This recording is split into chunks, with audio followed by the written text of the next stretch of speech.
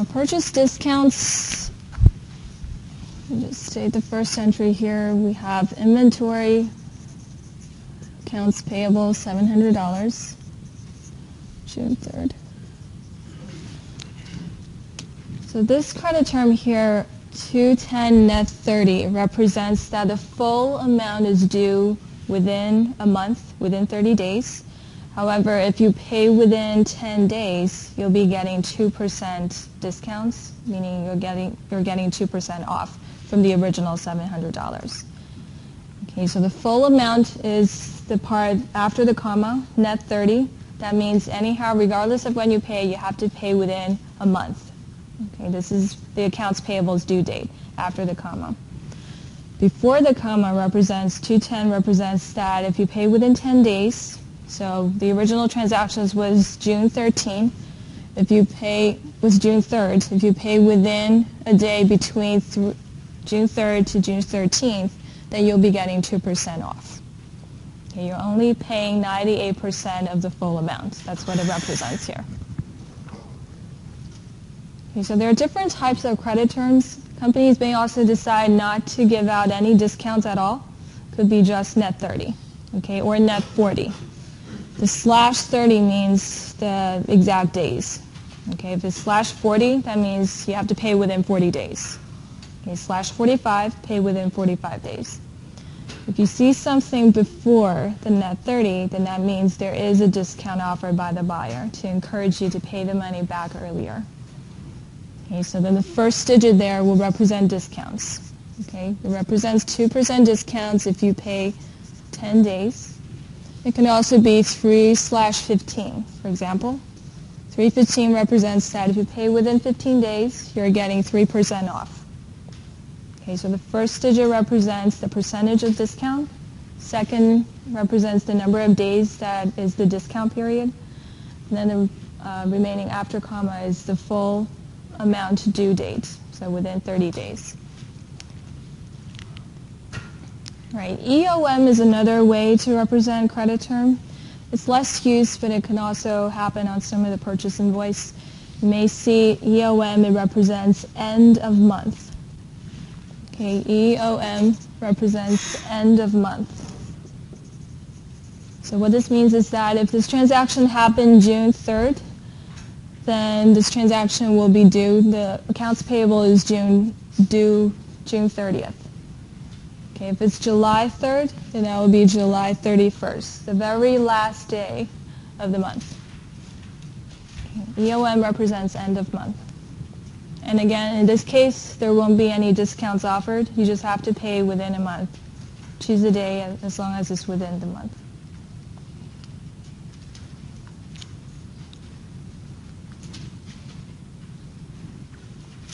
Okay, again, these are the credit terms that is offered for the case that companies purchase something and they do not pay immediately by cash. They have accounts payable there in the transaction.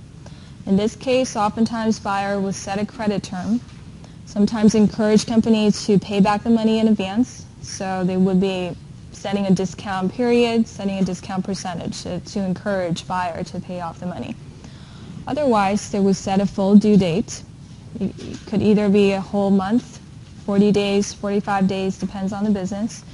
They can also set it as the very last day of this month, end of month.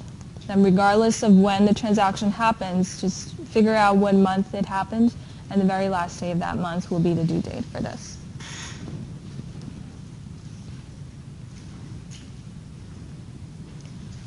Okay, so you have this in mind.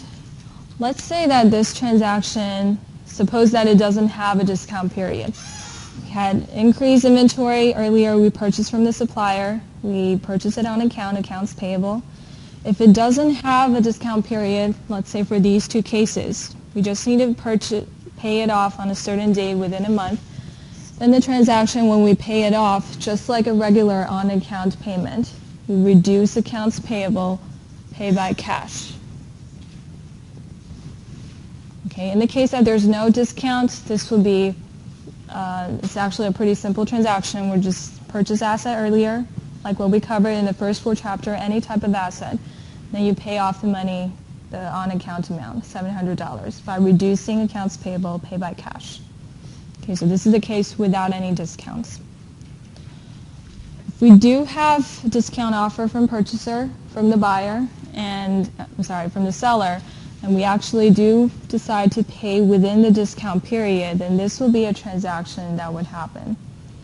And we will have 3 accounts affected, not just accounts payable and cash, but also inventory accounts.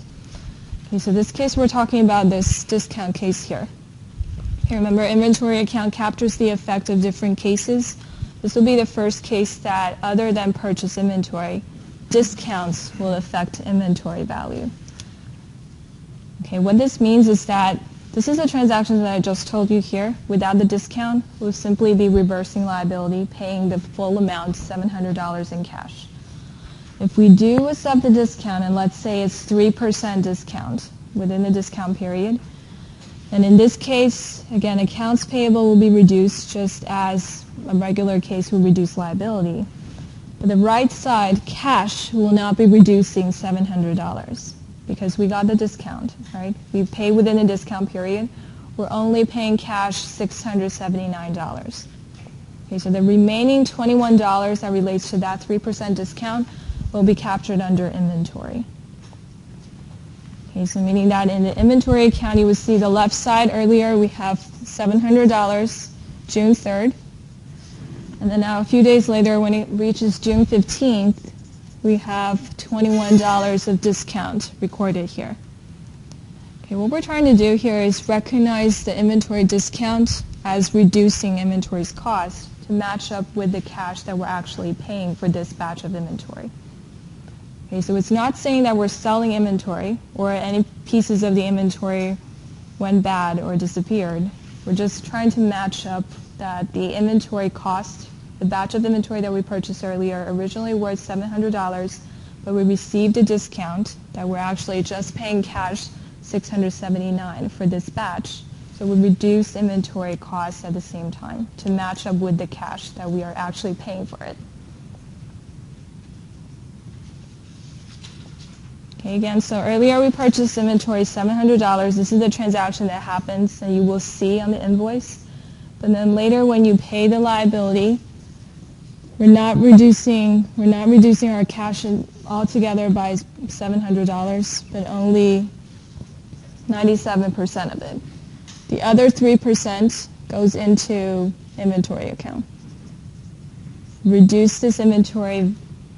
Think of it as reducing inventory's cost because we really didn't use up cash $700. We only used $679. So after this transaction, at the same time, inventory will represent $700 and then minus $21, also $679. And we're trying to match up inventory's cost with the cash that we're actually paying for it.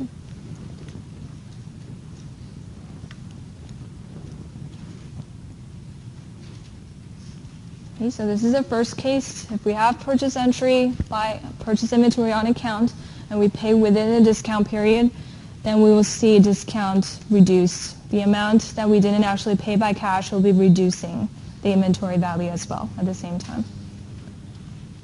Okay, if not, then it will just be this transaction and there will not be $21 here. You will still see $700 because we're actually paying $700 for this inventory purchase transaction.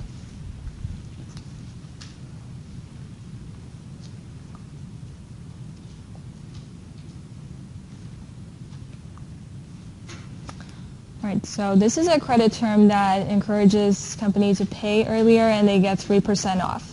In case there's 4% off or 5% off, you'll just be switching the percentages here. And you'll be paying 95% of the original amount or let's say 96% of the original amount. But the accounts are the same. Okay, just make sure you capture the right amount of cash after discount. Capture the right amount and not the entire full amount, $700. Okay, it'll be after taking off the discount.